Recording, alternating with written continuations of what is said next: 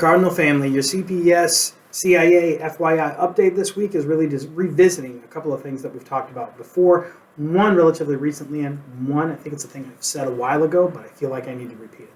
The first one had to do with, I think it was my last post. I talked about the feedback of good job and how we want to stay away from that and why we want to stay away from that. I want to revisit the why. Because after I created that update and put it out there, and I think that was a Friday, and then I went home, and the number of times I found myself over that weekend telling Jack and Ezra, my sons, good job, it was through the roof. I'd say and go, I just told people to not do this. And then I found myself providing that feedback to my own sons over and over again. And then the next week I was having a conversation with Sarah Sell. She said, I keep on using that phrase, good job, when I provide feedback to my teachers based on what I'm seeing in the classroom, and I need to quit doing that. I don't need to quit using the phrase good job. You don't need to quit using the phrase good job. Sarah doesn't need to quit using the phrase good job.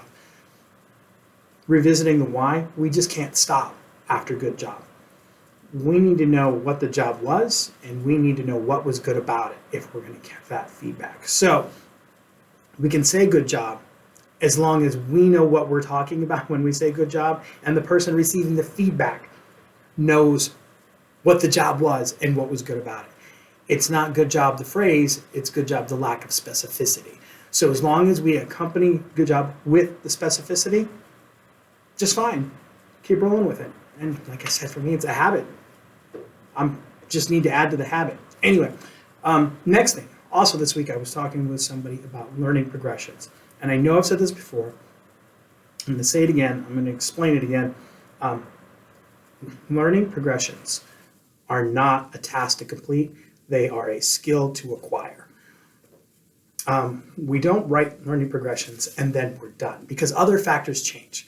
How well those learning progressions land when we implement them, the needs of the students in our classrooms, the curriculum might change, standards might change, we just get better at it. So all the work that we've done on learning progressions is practice at acquiring the skill of writing learning progressions.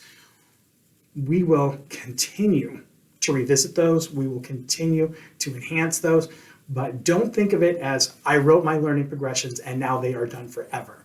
Think I have acquired that skill of writing learning progressions, which means I can apply that skill to lots of different circumstances when it comes to my instruction. If you have that mindset shift, that it's not just a task for you to complete, but a skill for you to acquire that will enhance your instruction, you will get so much more out of learning progressions. All right, that's all I have, except have a great weekend, and we'll see you next week.